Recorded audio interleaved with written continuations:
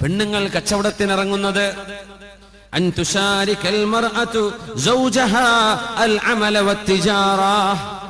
പെണ്ണുങ്ങൾ ഭർത്താവിനെ കച്ചവടത്തിൽ സഹായിക്കാൻ പോകുന്നത് ഏതായാലും വെറുതെ വീട്ടിലിരിക്കല്ലേ, ഞാൻ പോയിട്ട് ക്യാഷിലിരിക്കാം. ആര് പറയാ? പെണ്ണ് പറയാ. ഭർത്താവ് ഏതായാലും ജോലിക്ക് പോവല്ലേ ഗൾഫില്, മക്കൾ സ്കൂളിലേക്ക് പോയി, എന്നാ പിന്നെ ഞാൻ വേറൊരു ജോലിക്ക് പോയിക്കോട്ടെ. പെണ്ണുങ്ങളുടെ കയ്യിൽ കാശ് കിട്ടി തുടങ്ങിയാലേ പിന്നെ അവർ ഇതിൻ്റെതാണ് നിങ്ങളതാന്ന് പറയാൻ തുടങ്ങും. ഇതിൻ്റെത്, ഈ പൈസൻ്റെ ഇത് നിങ്ങളത്. ആണുങ്ങളത് പറയൂല. എത്ര കുഴപ്പമുണ്ടായിട്ടുണ്ടെന്നറിയോ? ഞാൻ അറിയുന്ന എത്രയോ പ്രശ്നങ്ങൾ. നല്ല അച്ചടക്കത്തിൽ ജീവിച്ച കുട്ടികളാ, അച്ചടക്കത്തിൽ ജീവിച്ച കുടുംബ. അവൾക്കൊരു മോഹം ജോലിക്ക് പോകണമെന്ന് ഇവനായിട്ട് ജോലി ശരിയാക്കി കൊടുത്തു ഭർത്താവേ. എന്നിട്ട് പിന്നെ അവൾ കണക്ക് പറയാൻ വേണ്ടി തുടങ്ങി. പിന്നെ അവൾ എന്റെ ഭർത്താവിനെ ഹറാസ് ചെയ്യ, എന്റെ മുതലെടുത്ത് ദൂർത്തടിക്കാൻ തുടങ്ങാൻ. വാപ്പാക്ക് നാട്ടിക്ക് കത്ത്, പെണ്ണിന്റെ വക ഫോൺ. കുടുംബം തകർന്നു. ഒരു പെണ്ണിനോടും ജോലിക്ക് പോകണ്ട എന്നല്ല ശർഅ് പറഞ്ഞത്. ശരിക്കും മനസ്സിലാക്കണം മസ്അല. ഒരു പെണ്ണ് ജോലിക്ക് പോവാൻ അവളായിട്ട് ഇഷ്ടപ്പെട്ടാൽ, അവൾക്ക് താല്പര്യമുണ്ട്, അന്യ ആണുങ്ങളുമായി ഇടപഴകാത്ത ഒരു ജോലി, ഹലാലായ ഒരു ജോലി അവൾക്ക് ലഭിക്കുകയും ചെയ്താൽ അവൾക്ക് വേണമെങ്കിൽ പോകാം. ഭർത്താവിന്റെ ഒരു പെണ്ണിനെ ജോലിക്ക് നിർബന്ധിക്കാൻ അല്ലാഹു അനുവദിച്ചിട്ടില്ല. ഒരു ഭർത്താവും തന്റെ പെണ്ണിനോട് നീ ജോലിക്ക് പോകണം എന്ന് പറയരുത്.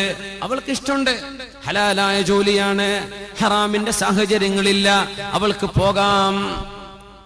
പക്ഷേ കച്ചവടത്തിലേക്ക്, കച്ചവട സ്ഥാപനങ്ങളിലേക്ക് പെൺകുട്ടികൾ കച്ചവടത്തിലേക്ക് ഇറങ്ങുന്നത്, ഖാല റസൂലുള്ളാഹി സ്വല്ലല്ലാഹു അലൈഹി വസല്ലം ബൈന യദൈ സാഅ, അന്ത്യനാളിന്റെ മുമ്പിൽ നടക്കാൻ പോകുന്നുണ്ട്, ഫുശൂഉ തിജാറ, കച്ചവടങ്ങൾ വർദ്ധിക്കുന്നത്.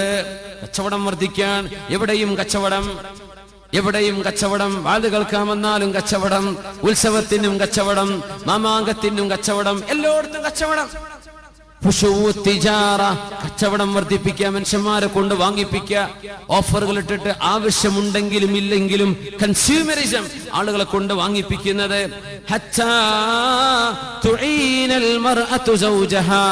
ഒരു പെണ്ണ് തന്റെ ഭർത്താവിനെ സഹായിക്കും.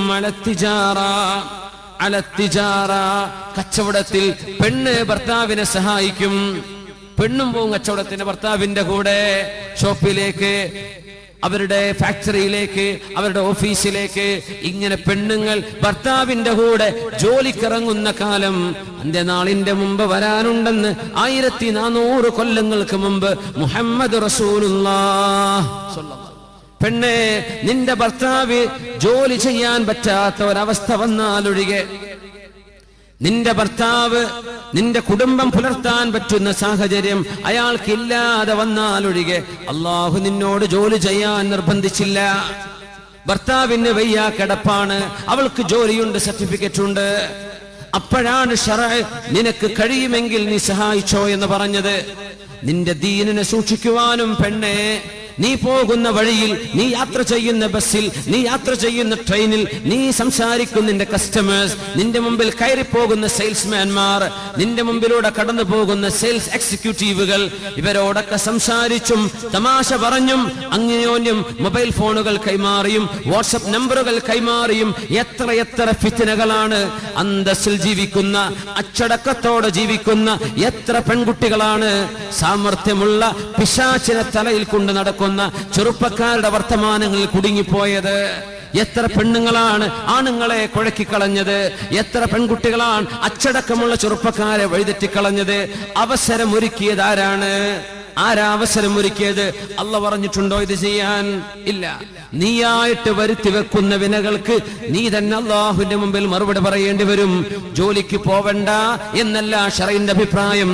നിനക്ക് നിന്റെ ദീനിനെ സൂക്ഷിക്കാൻ കഴിയുമെന്ന് ഉറപ്പുണ്ടെങ്കിൽ, അല്ലാഹു ഹലാലാക്കിയ ജോലിയാണെങ്കിൽ, അന്യ പുരുഷന്മാരുമായി ഇടപഴകാത്ത ജോലിയുണ്ടെങ്കിൽ നിങ്ങൾക്ക് പോകാം. പക്ഷേ കച്ചവടത്തിന് വേണ്ടി സമയം വെറുതെ കൊല്ലണ്ട എന്ന് ചിന്തിച്ച് മനുഷ്യരുടെ വായ നോക്കി നിന്ന് സമയം കളയാൻ വേണ്ടി കച്ചവടത്തിന് വേണ്ടി പെണ്ണുങ്ങൾ ഇറങ്ങി പുറപ്പെടുന്ന കാലം അന്ത്യനാൾ അല്ലാഹു വരുത്തി വെക്കുന്നതിന്റെ മുമ്പ് ലോക മുസ്ലിം സംസ്കാരത്തിൽ ഇങ്ങനെ ഒന്ന് വരാനുണ്ടെന്ന് പരിശുദ്ധ റസൂലുള്ളാഹി സ്വല്ലല്ലാഹു അലൈഹി